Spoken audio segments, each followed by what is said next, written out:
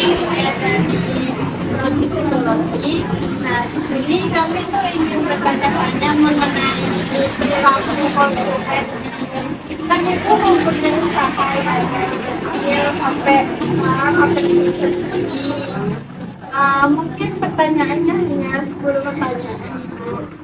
Yang pertama tuh, apa sih tantangan yang dihadapi dalam menjalankan bisnis ini? Bisnis ini. Tantangannya ya tantangan permintaannya beda-beda. Oh, seperti apa itu? Jadi ada yang blend, ada yang enggak, kayak itu ya bisa pakai gula, ada yang enggak, kayak gitu gitu aja. Oh, berarti ring Ya, gitu. Terus apa yang membedakan produk ini dengan produk orang-orang yang jualan? maksudnya Uh, di oh kalau saya mesti kan real. oh, harganya bervariasi apa? Bervariasi beda-beda. Oh, baik. Eh, Bagaimana menghadapi pesaing yang ada dan biasanya apa taktik mereka untuk menyaingi usaha Anda? Apa pernah ada yang mau menyaingi gitu? Ya ada. Itu taktiknya gimana Bu? Biar Taktiknya mereka. oh, Ya sebagian produk ada yang dia turunkan. oh Jadi harganya saya gitu. itu turun. Ya, Kayak yang kemarin itu yang bulan depan sini. Baik. Bagaimana cara Ibu memastikan kualitas bahan baku dengan harga yang terjangkau? Eh, pokoknya saya nggak ada yang kurangi, Mbak. Meskipun harga itu turun, nggak ada yang dikurangi sedikit.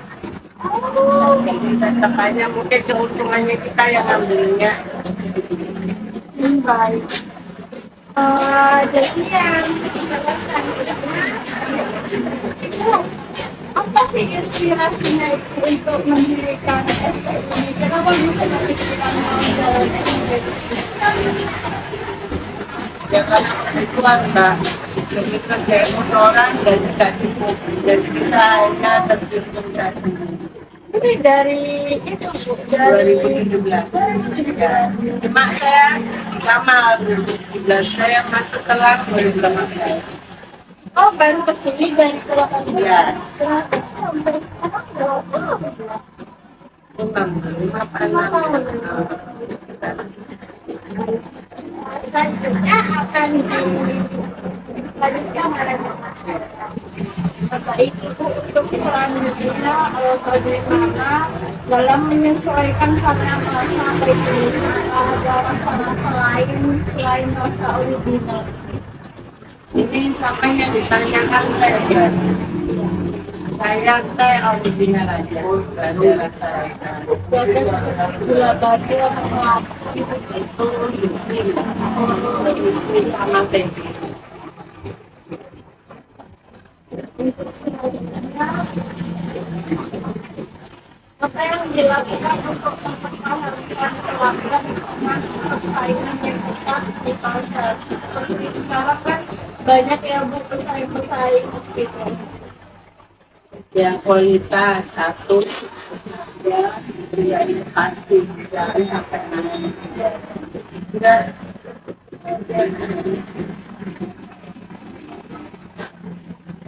Selanjutnya bagaimana strategi dalam menarik perhatian pelanggan untuk menarik pusat perhatian. Jadi gimana strategi itu agar mahasiswa-mahasiswa di sini itu memilih di tempat itu. ya pokoknya kayak kualitas itu Mbak, saya selalu menyarankan ke pegawai itu pokoknya apa yang saya ajarkan harus diterapkan, jadi jangan dikurangi, jangan ditambahin gitu aja. Sama harga itu pasti kalau untuk mahasiswa Rasanya enak, kalau harganya mahal, karena namanya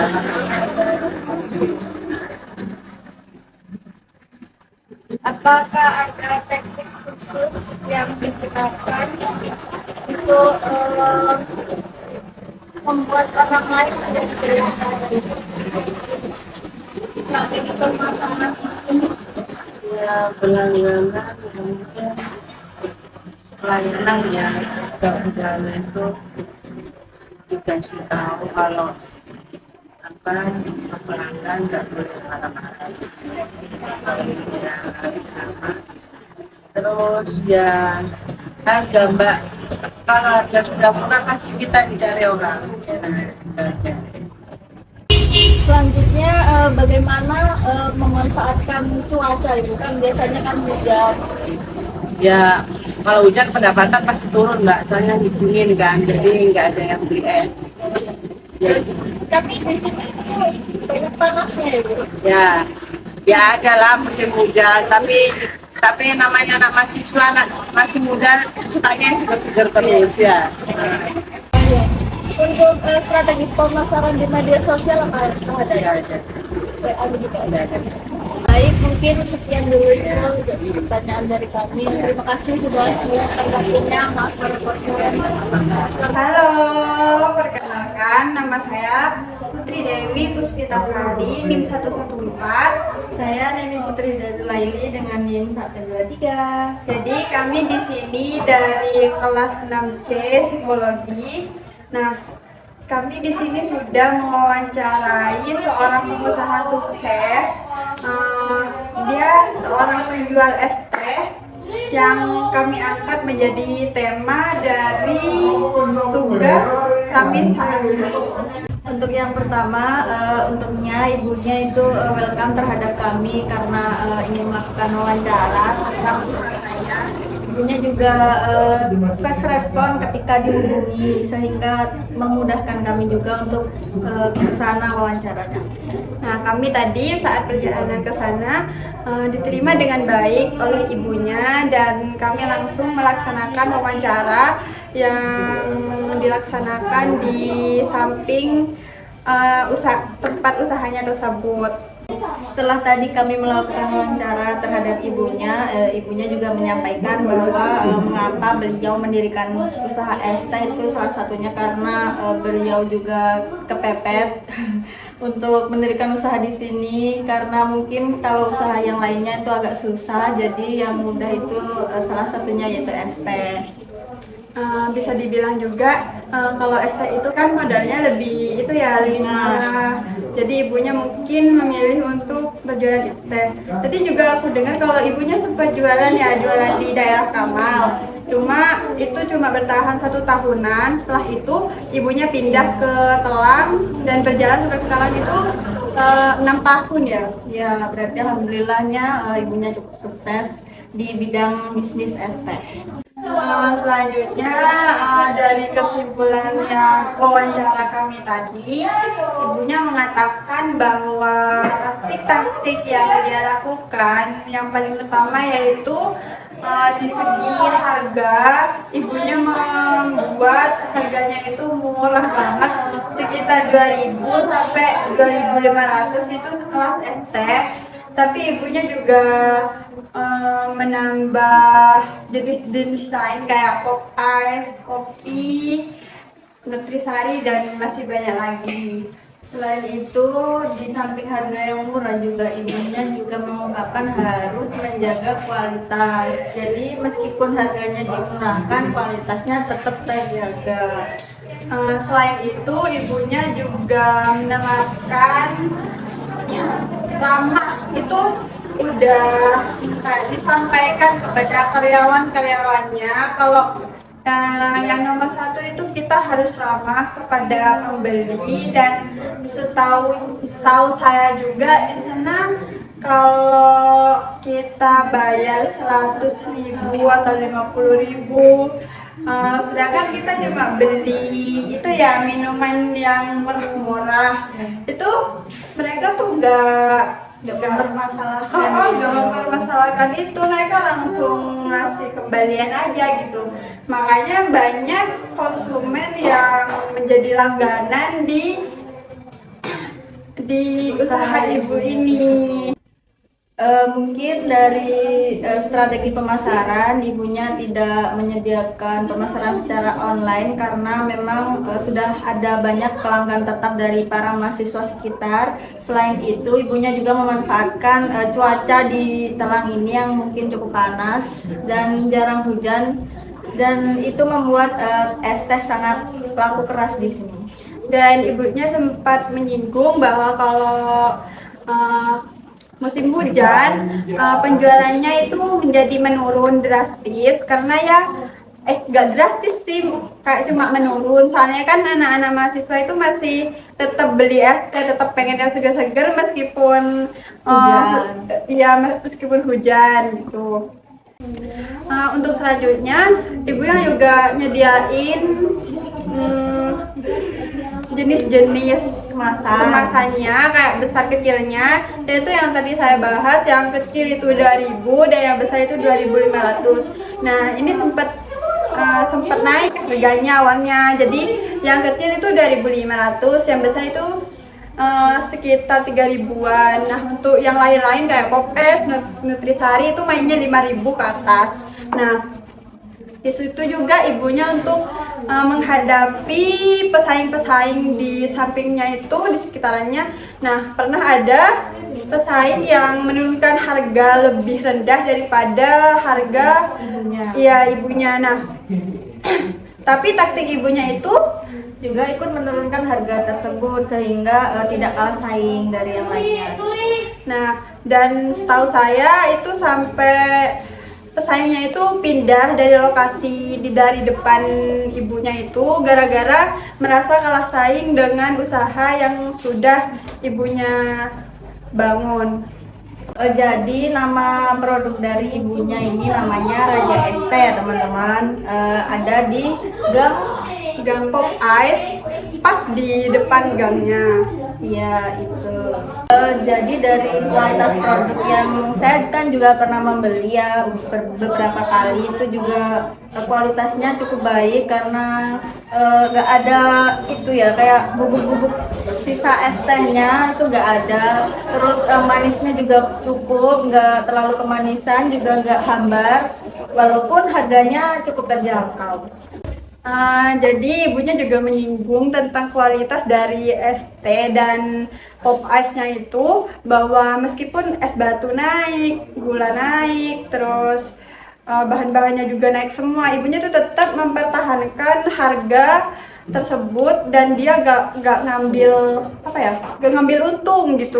Iya, keuntungannya tuh sedikit. Oke, jadi dari bahasan kita yang di atas, pasti timbul pertanyaan, mengapa sih kita harus menyesuaikan usaha kita dengan perilaku konsumen di sekitar kita.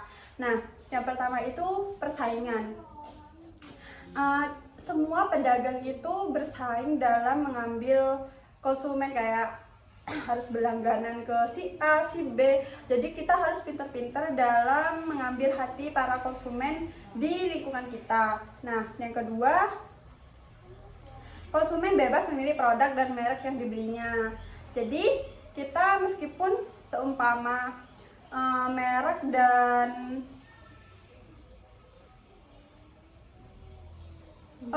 meskipun dari segi merek dan produk kita kurang mendukung, setidaknya kualitas dari rasa dan bahan-bahan yang kita suguhkan itu cukup dan baik bagi konsumen-konsumen di sekitar kita.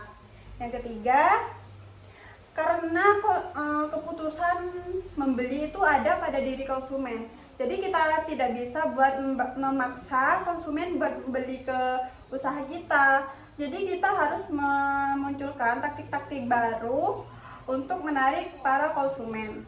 Selanjutnya, konsumen itu berhak menentukan kualitas atau merek apa yang mereka inginkan, seperti yang dibahas oleh Mbak Neni tadi, bahwa kebanyakan konsumen itu kan menyukai es teh yang clear ya, yang nggak ada bubuk-bubuknya, nggak ada serbuk-serbuknya, terus manisnya juga pas, nggak terlalu manis. Nah, makanya kita harus menyesuaikan itu dengan lidah konsumen kita. Selanjutnya akan dibahas oleh Mbak Neni. Selanjutnya yaitu tetap pada mengapa perlu memahami konsumen, karena itu untuk mengetahui apa yang dibutuhkan oleh konsumen, dimana di cuaca di sekitar kelas ini kan panas ya, apalagi es teh itu yang paling cocok untuk minuman jika cuaca panas. Kalau mungkin biasanya minuman yang lain itu mungkin terlalu manis atau kurang seger ya kalau untuk cuaca panas. Selanjutnya yaitu apa seleranya konsumen. Untuk apa seleranya mahasiswa sini terhadap produk es teh, yang pertama yaitu mungkin untuk produknya yang tidak terlalu manis, karena ya seperti yang saya jelaskan tadi bahwa produk jika terlalu manis itu nanti akan membuat kita merasa kayak enak gitu ya. Terus nanti juga mengurangi kesegaran dari minuman tersebut. Yang selanjutnya yaitu bagaimana konsumen mengambil keputusan untuk membeli produk tersebut, di mana tempat es teh tersebut itu bersih, yang pertama tentunya. Yang selanjutnya yaitu pelayanannya cukup ramah dan tempatnya itu sangat strategis. Selain itu harganya juga murah daripada produk es teh yang lainnya. Selanjutnya juga bisa dari kita harus menyesuaikan dengan selera dari konsumen kita. Nah, mungkin konsumen kita tuh lagi males nih buat beli es teh, buat Bosen beli gitu ya, ya. lagi bosan. Nah, ibunya juga nyediain itu kan ya, jenis-jenis pop ice, kopi, terus nutrisari. Nah, itu agar ya mereka nggak cuma beli es teh di tempatnya aja, jadi kayak nyatuin semuanya di tempatnya dia. Kayak mau beli pop es apa-apa tuh minuman serba ada di sana, kecuali kayak jus-jus tuh nggak ada ya. Mungkin dari segi itu ya, kayak senior gitu ya, beliau itu sudah menjalani usaha es teh yang cukup lama, hampir berapa ya, 6 tahun ya Mbak? Iya, 6 tahun. Iya, itu jadi bisa menarik pelanggan yang mungkin baru, karena di situ pelanggannya sudah banyak. Mungkin pelanggan baru juga akan tertarik karena ramai dilihatnya gitu, mungkin seperti itu. Kan itu banyak ya konsumen yang berpikir bahwa kalau ada suatu tempat yang lumayan ramai itu pasti udah enak ya, jadi mungkin itu bisa menarik konsumen juga sih. Jadi kayak kalau pesaing-pesaing yang masih senior, yang masih junior, masih awal-awal itu kayaknya susah deh Mbak, iya, untuk nyaingi ibunya ini. Soalnya ya dari harga juga udah semuanya udah kalah sih ya. Iya. Selain itu mungkin juga dari konsumen percaya bahwa walaupun harganya murah itu pasti sudah tidak berubah lagi rasanya. Jadi untuk pelanggan lama sudah pasti tahu gitu. Baik, jadi itu saja yang akan kami sampaikan pada materi saat ini, yaitu perilaku konsumen pada seorang pengusaha sukses UMKM di sekitaran kampus kami. Baik, sekian dari kami. Aku Putri dan aku Neni. Bye-bye.